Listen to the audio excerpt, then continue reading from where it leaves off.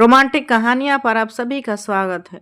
मुझे कुछ शक हुआ, तब मैं धीरज को बिना बताए चोरी छुपे ऑफिस से निकल गया था और उसके घर की ओर बढ़ने लगा था। उसके घर पहुंचते ही मैंने अचानक से दरवाज़ा खोल दिया और अंदर दाखिल हो गया था। तभी सामने का मंजर देखकर तो मुझ पर कयामत ही टूट पड़ी थी, क्योंकि यहाँ तो मेरी बीवी सुनैना मेरे ही दोस्त की बाहों में ब्रा पैंटी पहनकर बैठी हुई थी। तभी मेरा दोस्त भाग खड़ा हुआ।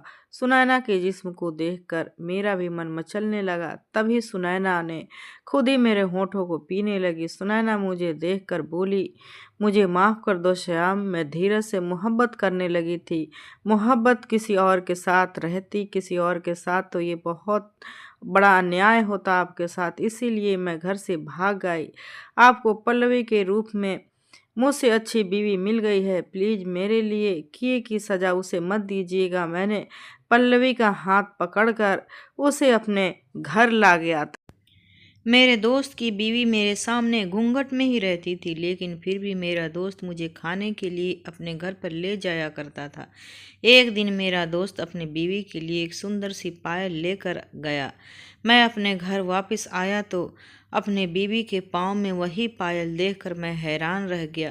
मुझे कुछ शक हुआ तो मैं अगले ही दिन अपने दोस्त के घर बिना बताए ही चला गया। जैसे ही मैंने अंदर कदम रखा तो मेरी जान ही निकल गई, क्योंकि वो तो आज फिर शाम को धीरज मेरे सर पर खड़े होकर जिद कर रहा था कि मेरे साथ घर चलो, तुम्हारे भाभी ने बिरयानी बनाई है। मैंने साफ साफ मना कर दिया था, क्योंकि रोज रोज धीरज के घर जाना मुझे अच्छा नहीं लगता था। उसकी बीवी मेरे सामने घूंघट में ही रहती थी और मैंने महसूस किया था कि मैं मौजूदगी में वो असहज महसूस करती है। लेकिन पता नहीं ये सब धीरज की नज़रों से कैसे छुपा हुआ था। वो हफ्ते में 2-3 बार ज़बरदस्ती मुझे अपने साथ घर ले जाया करता था। धीरज और मैं एक ही ऑफिस में काम करते थे, हमारे बीच दोस्ती भी खूब थी। मेरी शादी हुई तब वो सिर्फ एक ही बार मेरे घर आया था। उसके बाद से उसने कभी मेरे घर में कदम नहीं रखा था। मैंने कहा, नहीं यार, मैं आज तुम्हारे साथ नहीं जा सकता। धीरज ने कहा, क्यों? कारण बताओ।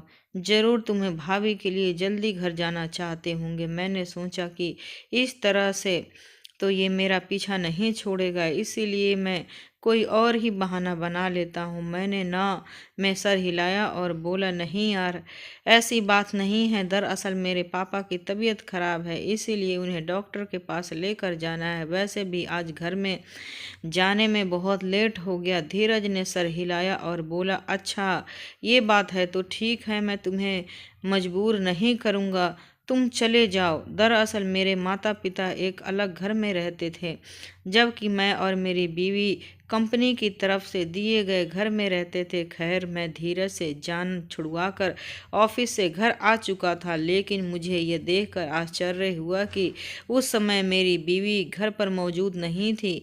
ऐसा पहले कभी नहीं हुआ करता था। सुनैना और मेरी शादी को 2 साल हो गए थे। इन 2 सालों में मैं जब भी ऑफिस से घर लौटता था तो अपनी बीवी को घर पर ही पाता था। उसके इस तरह घर से गायब हो जाना मामूली सी बात थी। इसीलिए मैं चौकीदार के पास गया और बोला, भाई साहब, मैम साहब कहाँ गई हैं? कुछ बता करके गई हैं? चौकीदार ने बोला, साहब जी, वो रोज़ की तरह ही घर से निकल गई हैं, जल्दी वापस आ जाएंगी। मैं तो चौकीदार की बात सुनकर ही दंग रह गया था। ये वो क्या कह रहा था? रोज की तरह घर से बाहर निकली थी तो क्या वो अक्सर घर से बाहर ही जाती है? तो मुझे इसकी जानकारी क्यों नहीं हुई? मैं बोला, भाई साहब, आपका क्या मतलब है? उसने कहा, साहब जी, हम तो नौकर हैं, हमें क्या पता कि घर के मालिक कहाँ से आते हैं और कहाँ जाते हैं। जब मेम साहब आ जाएंगी तो खुद ही पूछ लेना। मैंने सिर हिलाया और अपने कमरे में वापस चला गया, लेकिन मेरा दिमाग बुरी तरह से उलझ गया था। मेरी बीवी कहाँ जा सकती थी? इसी तरह 2 घंटे बीत गए। तभी धीरज का फ़ोन आया। उसने कहा, अंकल का चेकअप हो गया क्या? डॉक्टर कुछ कह रहे थे। मैंने कहा, नहीं यार, पापा ने आज जाने से मना कर दिया था, वो किसी काम में बिजी थे। धीरज की आवाज़ में चिंता झलक रही थी। वो बोला, श्याम, तुम भी ये क्या कह रहे हो? तुमने तो मुझसे कहा था कि अंकल जी का चेकअप करवाना है। धीरज की आवाज़ में नाराज़गी साफ झलक रही थी। मुझे भी बहुत चिंता हो रही थी, इसीलिए मैं बोला, क्या करता यार, पिताजी ने जाने से मना कर दिया। इतना कहकर मैंने फ़ोन रख दिया था। अब आधा घंटा ही गुजरा था कि मेरी बीवी कमरे में दाखिल हो गई थी। वो बहुत घबराई हुई लग रही थी। वो बोली, श्याम, सॉरी, मैं घर में नहीं थी। आपको भूख तो नहीं लगी? मैंने ना में सर हिला दिया और बहुत ध्यान से सुनैना के चेहरा देखने लगा। वो कुछ टेंशन में लग रही थी। मैंने कहा, सुनैना, कहाँ गई थी तुम? वो नज़रें चुरा कर बोली, मैं पड़ोसन के घर गई थी। मेरी बहुत अच्छी दोस्त हो गई है। मैंने सिर हिलाया और उससे कोई और सवाल नहीं पूछा, क्योंकि मुझे अच्छा नहीं लग रहा था कि कोई मेरी बीवी मुझसे नज़रें चुरा कर बात करे। खैर, उसने खाना बनाया, फिर हम खाना खाने बैठ गए थे। तो सुनैना कहने लगी, श्याम, आप तो पिताजी के डॉक्टर के पास लेकर जाने वाले थे ना, क्या हुआ फिर?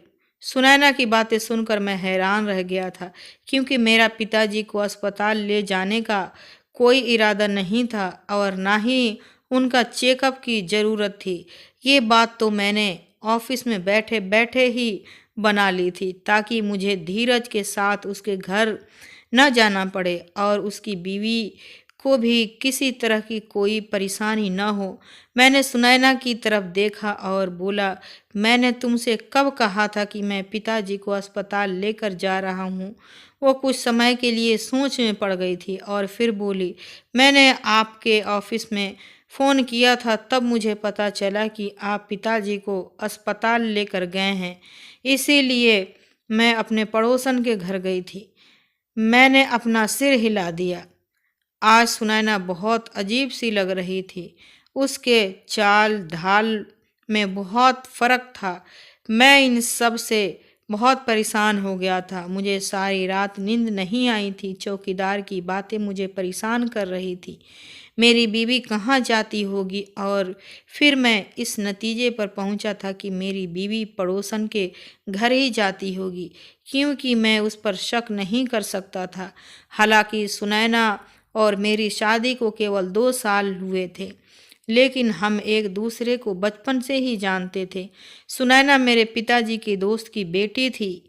हम दोनों की शुरू से ही बहुत अच्छी दोस्ती और प्यार था। सुनैना तो मेरे बिना सांस भी नहीं ले सकती थी। सुनैना मुझसे बहुत प्यार करती थी। अब तो हमारी शादी हो चुकी थी, इसीलिए मुझे उस पर पूरा भरोसा था। सुबह जब मैं ऑफिस गया तब धीरज मुझ पे नाराज़ हो गया था। वो बोला, कल तुम डिनर पे क्यों नहीं आए? मैंने स्पेशल तुम्हारे लिए बिरयानी बनवाई थी। तुम्हें पता है मेरी बीवी कितनी नाराज़ हो गई थी कि आपका दोस्त तो आया ही नहीं। आप बिना वजह मुझसे मेहनत करवा दिए। मैंने कहा, यार धीरज, मैं भाभी की घूंघट का ख्याल करके नहीं आया था। वो घूंघट में रहती हैं। जब मैं तुम्हारे घर जाता हूँ तो मेरी मौजूदगी में उन्हें चेहरा छुपाकर रखना पड़ता है। मुझे उन्हें तकलीफ़ देना अच्छा नहीं लगता। धीरज कहने लगा, यार मेरी बीवी सिर्फ तुम्हारे सामने ही ऐसा नहीं करती, बल्कि जब मेरा भाई घर जाता है तब भी वो ऐसा ही करती है। तो क्या मैं अपने भाई को घर बुलाना बंद कर दूं? मैंने ना में सर हिलाया और बोला, वो तुम्हारा सगा भाई है। मैं नहीं चाहता कि मेरी वजह से तुम्हारे और भाभी के बीच में झगड़ा हो। मेरी बात सुनकर धीरज हंसने लगा।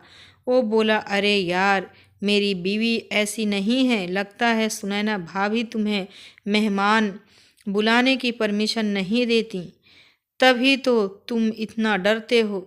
जबकि मेरी बीवी कहती है कि धीरज, मेहमानों को खाना खिलाने का भी भगवान इनाम देते हैं। मैं धीरज की बातें सुनकर एकदम से हल्का हो गया था और बोला, यार तुमसे बातों में कोई नहीं जीत सकता। अगली बार जब तुम मुझे बुलाओगे तो मैं ज़रूर चलूँगा। धीरज मेरी बात सुनकर खुश हो गया। मैंने सोचा था कि जब धीरज की बीवी मुझे खाने पे बुलाने से रोक देगी, लेकिन मुझे क्या पता था कि वो 2 दिन बाद फिर से मुझे अपने घर साथ चलने के लिए कहेगा। इस बार धीरज ने कहा, तुम्हारी भाभी ने पाव भाजी बनाई है, तुम्हें मेरे साथ चलना होगा। तो मैं ये सोचकर हैरान हो जाता था कि धीरज की बीवी को कैसे पता है कि मेरी पसंदीदा डिश कौन सी है। खैर, धीरज ने मुझे बोला तो मुझे साथ जाना ही पड़ा था, क्योंकि मैं इस बार मना करके उसका दिल दुखाना नहीं चाहता था। ऐसा नहीं था कि पूरे ऑफिस में धीरज की सिर्फ मुझसे ही दोस्ती थी, मेरे अलावा भी उसके 3-4 बहुत अच्छे दोस्त थे, लेकिन वो उन्हें कभी भी अपने घर लेकर नहीं गया था, जबकि मेरे मना करने पर भी वो मानता ही नहीं था। मैं धीरज के साथ उसके घर चला गया था। उसकी बीवी बहुत घबराई हुई सी थी। उसने काले रंग का ड्रेस पहना हुआ था और दुपट्टे से अपने चेहरे को पूरी तरह से ढक रखा था। मैं भाभी की मौजूदगी में अपनी आंखें नीचे ही रखता था, लेकिन फिर भी जब वो कुछ बर्तन रख रही होती तो बर्तन के बजने की आवाज़ से साफ पता चलता कि बर्तन रखने वाले के हाथ कांप रहे हैं। खैर, खाना लग गया तो मैं और मेरा दोस्त खाने के लिए बैठ गए थे। तभी मुझे सुनैना का ख्याल आ गया था। मैंने बोला, यार, तुम्हारी भाभी परेशान हो रही होंगी, मैं उसे कॉल करके बता देता हूँ कि मुझे लौटने में थोड़ी देर हो जाएगी। मेरी बात सुनकर धीरज के मुंह से निवाला फंस गया था। मैंने झट से उसे पानी का गिलास दे दिया था, लेकिन फिर भी उसकी खांसी बंद नहीं हो रही। फिर वो बोला, अगर तुम भाभी को छोटी छोटी बातें फ़ोन करके बताया करोगे तो उनके दिल में तुम्हारा रुतबा ख़त्म हो जाएगा। उनको ज़रा इंतज़ार करना के इंतज़ार की तड़प से ही मोहब्बत बढ़ती है। मैंने हंस दिया और बोला, बस बस, अपने विचार अपने ही पास रखो, हम दोनों में बचपन से ही बहुत प्यार है। धीरज की मुस्कुराहट एक क्षण के लिए फीकी पड़ गई थी। उसके चेहरे पर एक अलग सी ही झलक नज़र आ रही थी, जिसे मैं समझ नहीं पाया था। मैंने अपना मोबाइल उठाया और सुनैना का नंबर डायल किया था। तभी घंटी बजने लगी। तभी मैंने किसी का एहसास के कारण फ़ोन कान से सटा दिया था। ऐसा लगा था जैसे सुनैना का मोबाइल किचन में बजा हो, लेकिन अब आवाज़ बंद हो गई थी। मैंने फिर से फ़ोन कान पर लगाया और बोला, सुनैना कहाँ हो? सुनैना बोली, मैं कहाँ जाऊँगी, मैं तो घर पर ही हूँ। आप मुझे बताओ कि आप कहाँ हो, मैं कब से आपका इंतज़ार कर रही हूँ। मैं बोला, यार, आई एम सॉरी, मैं तुम्हें बताना भूल गया था। दरअसल मैं धीरज के घर पर आया हूँ। मैंने यही खाना खा लिया है, तुम भी खाना खा लेना। सुनैना ने हाँ बोला तो मैंने फ़ोन रख दिया था। खाना ख़त्म करके मैं अपने घर गया था। मैं अपने घर में दाखिल हुआ तो किसी एहसास की वजह से एक पल के लिए रुक सा गया था। मैंने चौकीदार से पूछा, भाई साहब, आज मेम साहब कहाँ गई थी? क्या उसने कहाँ? में सर हिलाया और बोला, जी गई थी हुई थी, अभी 20 मिनट पहले ही आई हैं। मुझे आश्चर्य हुआ था, क्योंकि मैंने 1 घंटे पहले ही सुनैना को फ़ोन किया था और वो मुझसे कह रही थी कि मैं घर पर ही हूँ। पता नहीं क्यों वो अपनी बातें मुझसे छुपाने लगी थी।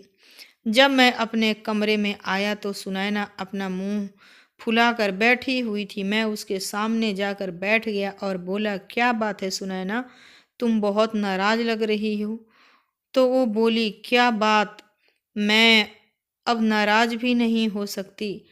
आप हर दिन अपने दोस्त के घर चले जाते हो। मुझे तो अब ऐसा लग रहा है कि आप मुझे टाल रहे हैं, अपने दोस्त का नाम लेकर कहीं और चले जाते हैं। मैंने उसके चेहरे को ध्यान से देखा और बोला, सुनैना, ऐसा होता है कि इंसान को हर कोई अपने जैसा ही लगता है।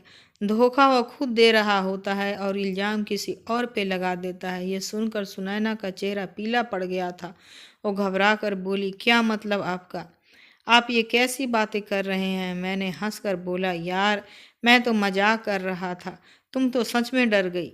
मेरी बात सुनकर उसकी बात गले में ही अटकी रह गई थी। वो बड़ी मुश्किल से बोली, नहीं नहीं, मैं क्यों डरूंगी। मुझे तो आप पर हैरानी हो रही है कि एक तो आप बिना बताए घर से चले जाते हैं, फिर मेरे सवालों का जवाब देने के बजाय घुमा फिरा कर बातें करते हैं। मैंने सुनैना का हाथ पकड़कर बोला, सुनैना, जब कोई बिना बताए घर से कहीं चला जाएगा तो क्या होता है। सुनैना कहने लगी, ये गलत बात होती है। पति पत्नी एक दूसरे के लिबास होते हैं, वो एक दूसरे के दराज होते हैं। उसमें ऐसा होना चाहिए कि वो एक दूसरे से हर बात शेयर किया करें। घर से बिना बताए जाना बुरी बात है। मैं बोला, जब पति बिना बताए घर से चला जाता है तब बुरी बात होती है। ये कानून दोनों पर लागू होती है। मेरी बीवी सुनते ही नाराज हो गई थी। उसने अपना हाथ छुड़ाया और बाहर चली गई थी। वो कहने लगी, ना जाने धीरज के घर से क्या खा कर आते हैं कि आपकी बातें भी कभी ख़त्म ही नहीं होती। वो बाहर चली गई तो मैं सोच में पड़ गया था कि मेरी बीवी मुझसे झूठ बोलकर बाहर क्यों चली जाती है।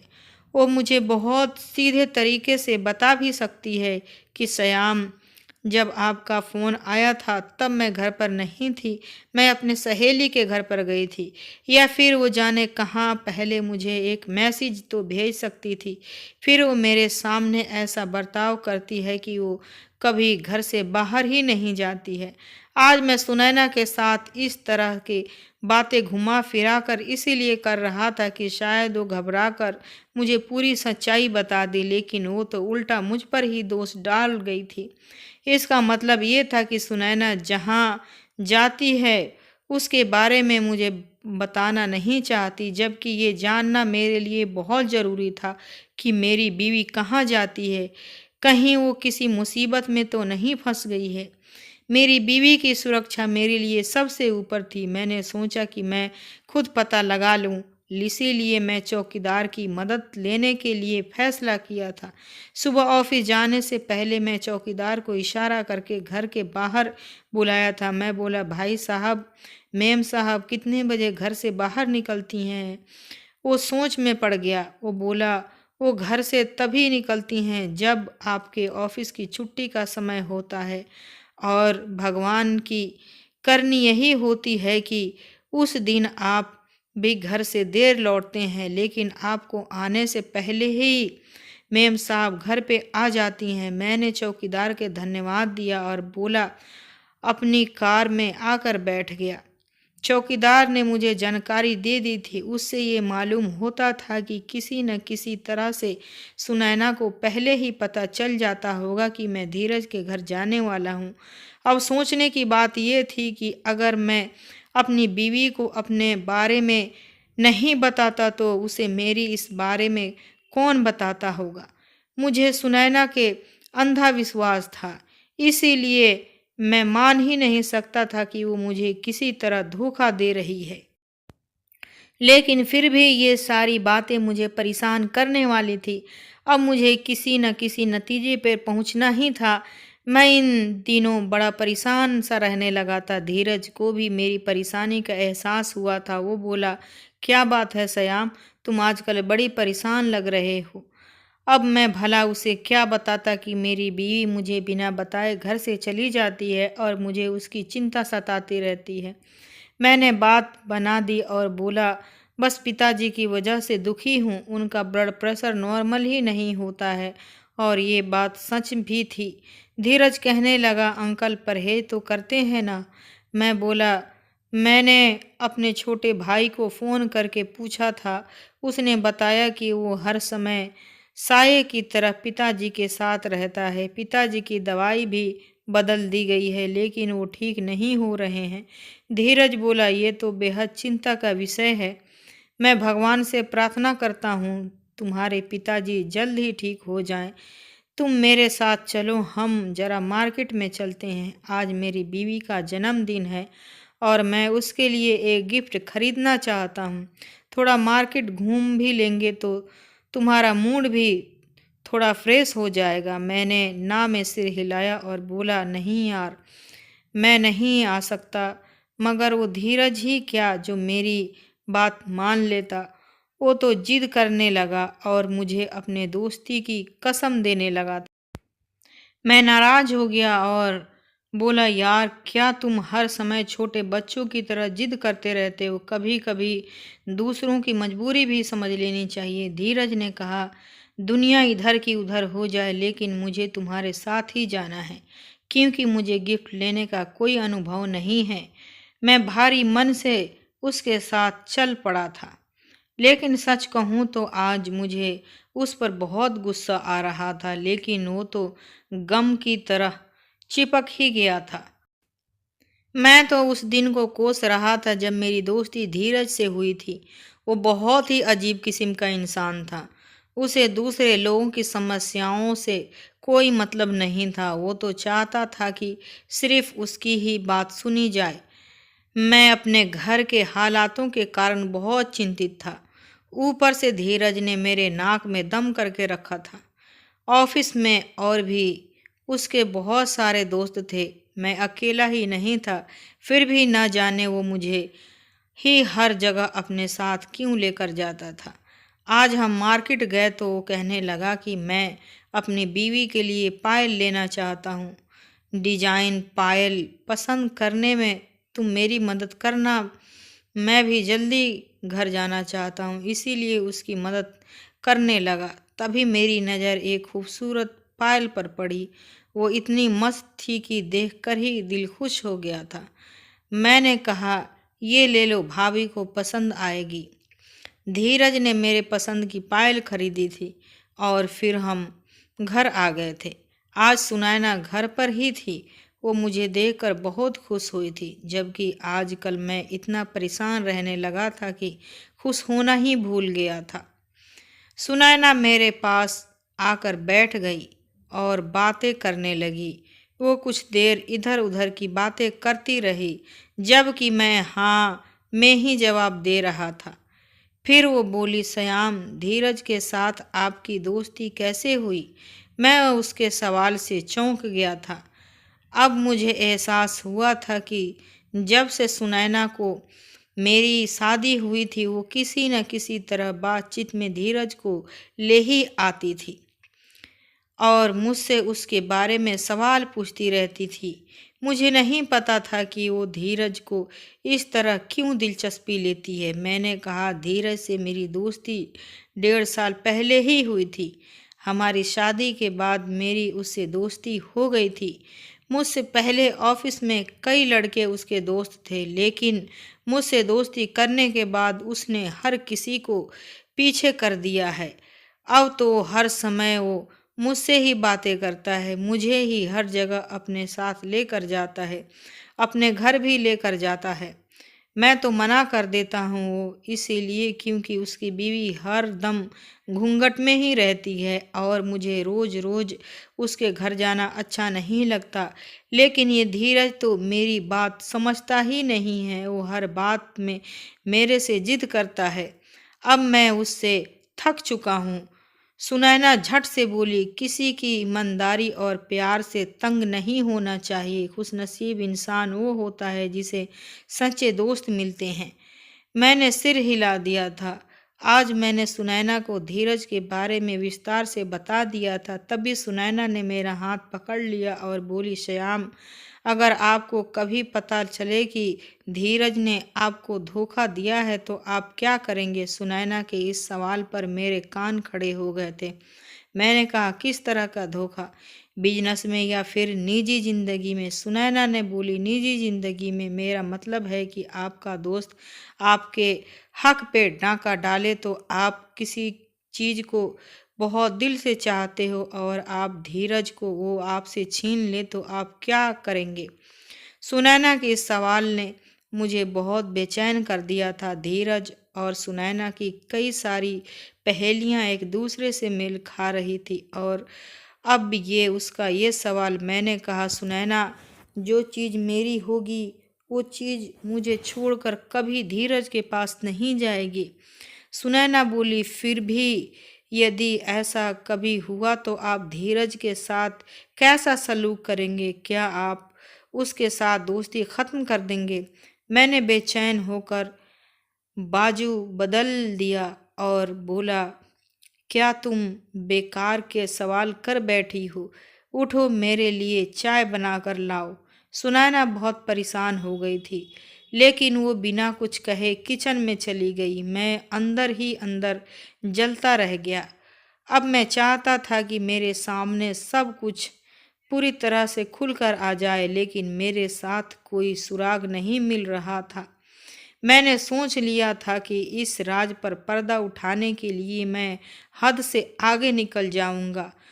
अगर इसके लिए मुझे सुनैना पर सख्ती का रुख अपनाना पड़े तो मैं भी पीछे नहीं हटूंगा। लेकिन मुझे क्या पता था कि कुदरत मेरे लिए कुछ और ही सोचकर बैठी है।